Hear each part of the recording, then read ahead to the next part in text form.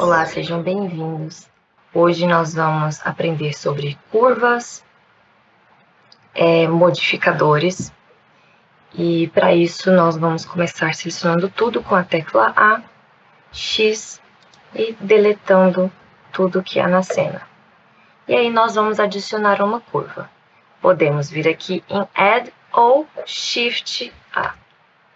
Então, abaixo de Mesh, que são os objetos tridimensionais que a gente trabalhou na aula número 1, agora nós temos a curva. E aqui temos várias opções. Mas a mais simples de ser trabalhada e completa é a Bezier. Também tem a de polígono, que pode ser muito útil, que da mesma forma do objeto, ela abre aquela aba aqui embaixo, com a qual você pode editar, né, quantos lados o seu polígono tem, se ele é 2D ou 3D. Enfim, aqui você consegue essas formas geométricas mais simples, em forma de plano. Então, vamos adicionar a... Olha, ele ficou aqui ainda no ponto. Vamos adicionar uma curva com o Bezier. Então, ele vem assim pra gente. E no modo de edição, Tab, ou a gente troca aqui em cima, a gente vê aqui essa curva com 2 vértices. E uma linha de polarização, que a gente pode clicar aqui no vértice que queremos, clica, segura e arrasta. E a gente consegue modificar aqui o comportamento da curva. Então, a gente seleciona um dos polos ou o vértice principal para modificar a curva. E aí nós temos também a ferramenta de rotação e escala, que a gente já viu nos objetos tridimensionais. E aqui tem outras opções, como a ferramenta de desenho e de extrusão. A extrusão funciona da mesma forma. Vou colocar na vista Z, que é a vista superior, para a gente enxergar bem o objeto. Então, com esse selecionado, vamos clicar em E arrastar e clicar para posicionar essa curva. Então, a gente pode ir trabalhando dessa forma, que é um pouco complexo. O que eu sugiro de fato? Bom, vou selecionar todo mundo aqui, X para deletar. É a gente desenhar realmente a nossa curva. Então, vou fazer um desenho em X ou Y, porque nós vamos utilizar esse desenho daqui a pouco. Então, criei aqui uma curva. Eu posso verificar a inclinação, né, se eu gostei, se não gostei, por exemplo, essa. Eu acho que pode ficar melhor assim. Então, rotacionei um pouco. Aqui, uso a ferramenta mover. Enfim, acho que tá legal. Então, criamos aqui a curva que a gente desejava. Esse processo do desenhar também pode ser feito com a mesa digitalizadora e a caneta. Se for uma forma muito complexa e ficar difícil de desenhar no mouse, vocês podem utilizar a mesa digital de vocês. Enfim, agora vamos para o modo de objeto, clicando em Tab ou trocando aqui em cima. E aí a gente percebe a nossa curva. Então, a gente tem que verificar, como eu disse no outro projeto, onde está, se o nosso ponto de referência, né, o nosso centro de massa está correto. Então, vem aqui em Objeto, setar a origem, origem na geometria. Ó, agora sim ele está correto. Está centralizado. Só que para a gente ter acesso a todas aquelas ferramentas que nós vimos na aula passada, nós vamos ter que transformar essa curva em objeto. E isso é feito da seguinte forma. Nós vamos clicar aqui em Object, Converter em Mesh. Então, agora nós temos um Mesh, e se a gente vai para o modo de edição, temos vários vértices agora na curva. Tá? E aí a gente pode selecionar e trabalhar aqui com as outras ferramentas que nós tínhamos. O mais interessante dela é usar a ferramenta Spin, que ela nos permite fazer uma convolução a partir dessa curva. Então, nós vamos vir aqui na vista Z, que é a vista superior, clicar, segurar e arrastar, e ele vai construir um objeto tridimensional a partir daquela curva que eu fiz. Então, a gente olha aqui, ó, parece um vaso. E como nós vimos na aula passada, apenas colocar um vértice muito próximo do outro não torna eles um só. Então, a gente tem que depois vir selecionando, clicar em M de emergir e no centro, fazendo esse tratamento aqui um por um para concluir e fechar essa malha do objeto, ok? Então, essas são as coisas principais. Também, a partir de uma curva, nós conseguimos criar uma face simples. Então, é bom fazer a extrusão desse aqui em EX, para ele ficar mais ou menos na mesma posição do último. E aí nós clicamos A para selecionar todos os vértices e F para criar uma face. Então, nós criamos uma face. Isso é interessante se a sua curva é um desenho completo, né? Esse eu fiz propositalmente assim para a gente ver ele se transformando num vaso, né? Uma figura tridimensional.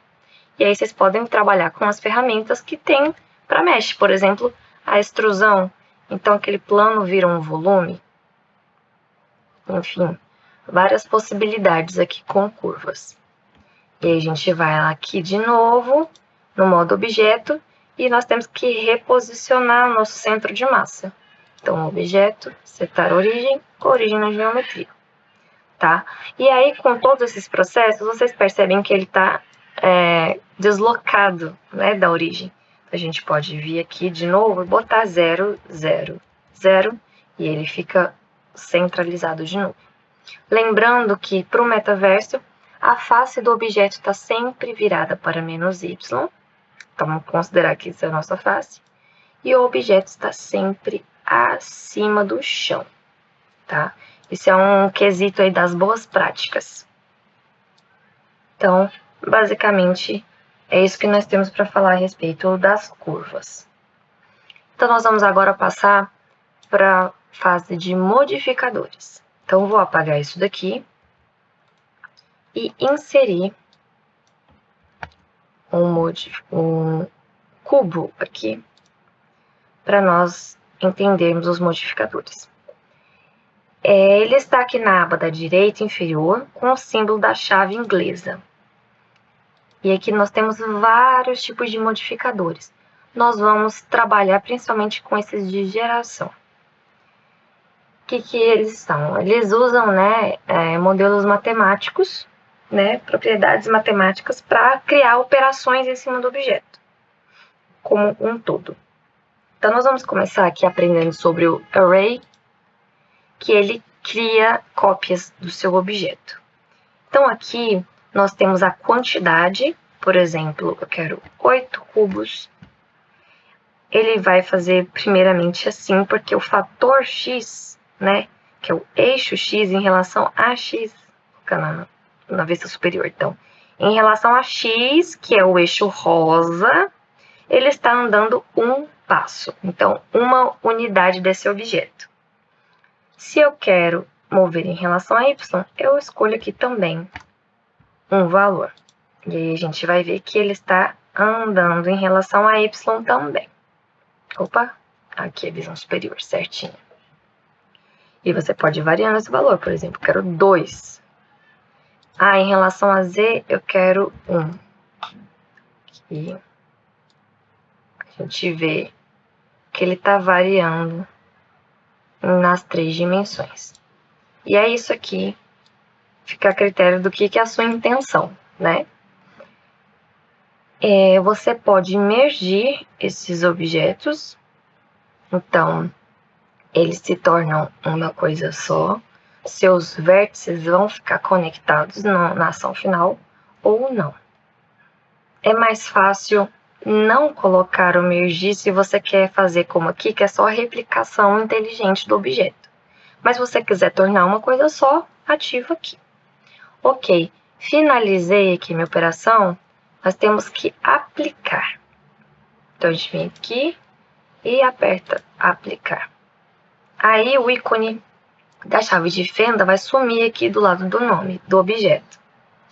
Eu sempre sugiro que vocês apliquem os modificadores no último momento antes de exportar o objeto. Por quê? Porque não tem como voltar atrás, é uma ação que não tem como desfazer. É lógico que eu estou aqui, acabei de fazer, dou Ctrl Z ou dou 5 Ctrl Zs, né, durante o processo, a gente consegue recuperar, mas vamos dizer que eu já desenvolvi o projeto, apliquei agora, desenvolvi o projeto, aí depois de várias modificações eu quero retirar isso daqui, não tem como desfazer.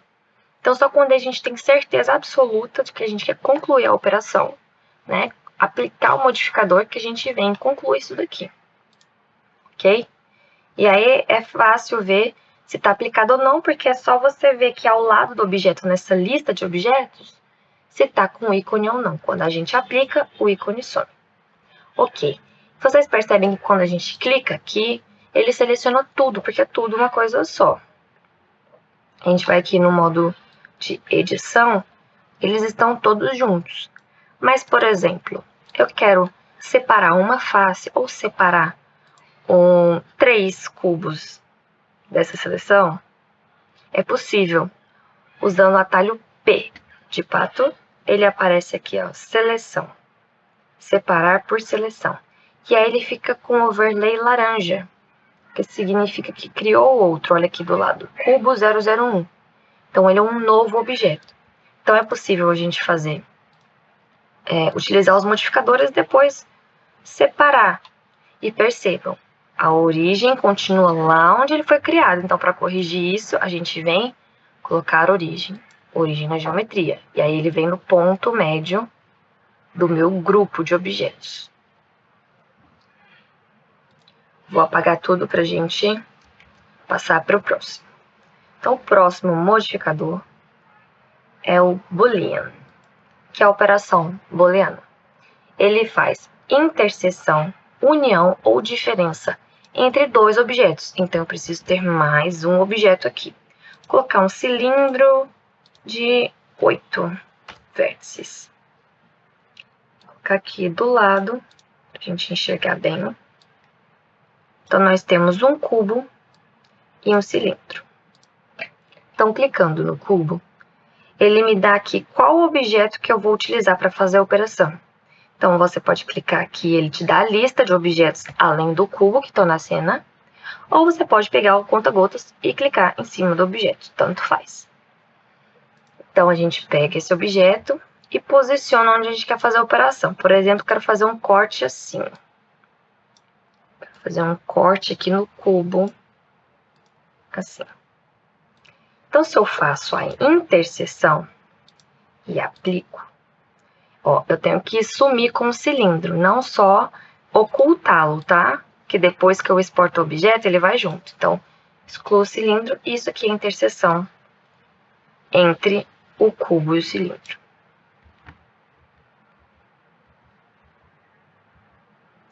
Se eu quero fazer união, aplico aqui também, sumo com o cilindro. Opa! Sumo com o cilindro. E ele mostra aqui que eles agora são uma coisa só. Cliquei, ó, é uma coisa só. Se faço a diferença e sumo com o cilindro, ele vem e cria um corte. Então, isso aqui é bem interessante. Por exemplo, se eu coloco até isso aqui numa posição um pouco mais atrás, diminui um pouquinho aqui, deixa eu olhar isso aqui e aplico, ó, até parece uma cadeira. Então, às vezes a gente pensa, olha uma geometria e fala, nossa, é muito complexo, é muito difícil. E, na verdade, ela é produto de uma operação dessas. Então, é importante a gente saber usar os modificadores porque eles facilitam e agilizam muito a nossa vida aqui.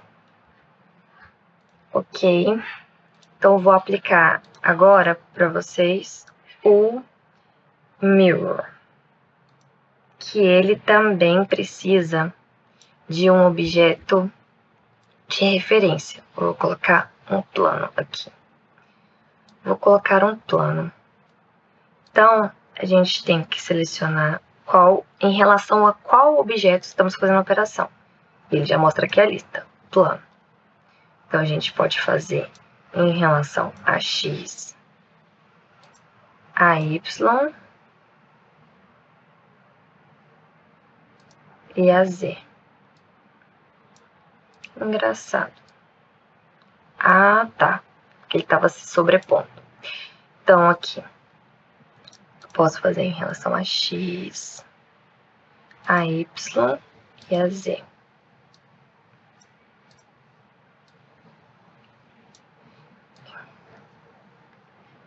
Vai mostrando.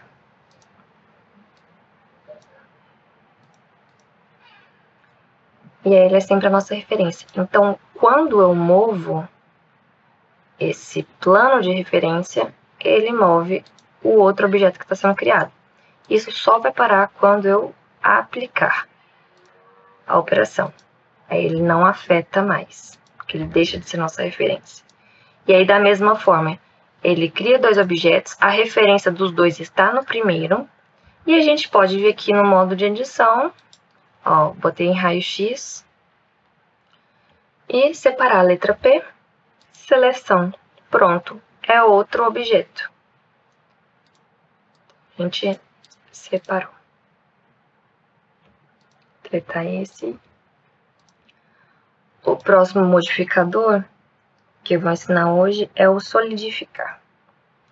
Solidificar, ele dá espessura para o material. Porque é o seguinte, aqui ó, eu vou deletar a face para vocês verem. Ele é fino, ele é apenas um plano, tá vendo o objeto? E quando a gente vem e aumenta o thickness, que é a espessura, ele cria essa parede. Então, quando o valor é positivo, ele cria a espessura para dentro do objeto, e quando a espessura é negativa, ele cria para fora. É bem interessante. Aqui, aplicar. Então, ele cria essa espessura no volume. Vou tirar ele aqui para a gente ver o próximo. O próximo é o Subdivision Surface, que ele faz o quê? Ele sempre dá uma travadinha mesmo, porque ele é um pouco mais pesado que os outros. Mas ele basicamente faz uma subdivisão inteligente. Então, ele não é como a subdivisão simples. Vou adicionar aqui outro cubo para vocês verem. A subdivisão simples que a gente faz lá no modo de edição, ó. Com o botão direito, Subdivide, e a gente escolhe aqui. Vocês veem que ele cria subdivisões todas simétricas e paralelas, né? Mas ele não modifica nada na geometria. Ele continua sendo um cubo perfeito aqui no modo objeto. E essa operação não. E aí ele pega e começa a fazer uns arredondamentos. Então, essa ferramenta ela é legal para quando a gente quer dar acabamento e suavização para um objeto que quando a gente clica com o botão direito aqui, o Shade Smooth, ele não deu o suficiente. Então, a gente quer aperfeiçoar isso, a gente vai aumentando aqui os níveis e ele vai criando essas subdivisões. E aí ele sempre dá esse acabamento mais arredondado e suavizado possível. A questão, ó, vou aplicar. A questão é que ele cria muitos pontos. E isso não é a coisa mais interessante para a gente quando se trata de metaverso. Porque, como eu disse, temos as limitações de cada metaverso. Então, para a pessoa que está visitando ter uma experiência fluida e otimizada, assim, que tudo esteja funcionando, não esteja com nenhum bug acontecendo, é bom que a gente esteja dentro dos limites que eles recomendam. que a NearHub, por exemplo, recomenda 50.000 vértices, né? Então, isso aqui já tem bastante coisa, né? A gente coloca aqui para ver a estatística. Olha, nós já temos 1.400 vértices. Então, é bastante coisa. Se a gente considera que em um espaço tem vários objetos ocupando, né? A estrutura, a arquitetura, enfim. Então, se a gente vai sempre acrescentando objetos complexos assim, a gente vai pesando, né, o ambiente na hora que ele for ser carregado lá no browser da pessoa ou no celular. Vamos para o próximo aqui, que é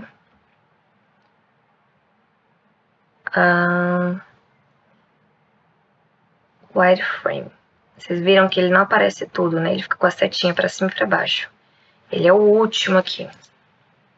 Ele cria uma telinha, né? Uma grade. E aqui a gente ajusta a espessura também. Igual lá no Solidify. Então aqui a gente ajusta a espessura, aplicar. Vamos ver aqui, olha, ele não cria tantos novos pontos assim. Então ele é bem interessante sim para ser utilizado nas estruturas, porque ele não afeta tanto na quantidade de vértices no ambiente final. Então, Ctrl Z. Para mostrar para vocês que a gente pode fazer operações, ou combinações de modificadores, por exemplo. Subdivisão com wireframe. Então, se eu quero aqui, vou aumentar a subdivisão. Então, se eu quero fazer algo mais arredondado com o wireframe, eu aplico o wireframe primeiro e depois o Subdivision Surface. Se eu troco a ordem deles, o resultado é diferente, porque aí eu criei uma subdivisão e depois apliquei o wireframe nele. Ó. Então, a ordem também importa bastante, porque a gente tem resultados completamente diferentes. E mais um que a gente vai olhar mais para frente no curso é o Decimate. Ele serve para quê? Para fazer o tratamento final antes da gente exportar o arquivo. Como eu tinha dito antes, a nossa malha tem que ficar triangulada, né? Porque a conversão em GLB faz uma triangulação automática. Por isso é importante a gente fazer antes de exportar o arquivo GLB, porque a gente já verifica se está tudo certo, já faz as modificações necessárias e corrige os erros que aparecerem, né? Então, quando a gente tiver um objeto aqui todo triangulado, que a gente vem em face e triangular faces, esse aqui é um objeto que está muito simples, então não sei se ele vai demonstrar tanto. Mas ele já mostra aqui, ó, a quantidade de faces que está contando, são 192. Tenho que gravar esses vértices. Grupo de vértices. Grupo 1. E dar assign, né? Falar que eles estão dentro desse grupo. E aqui no modificador, a gente seleciona lá o grupo 1.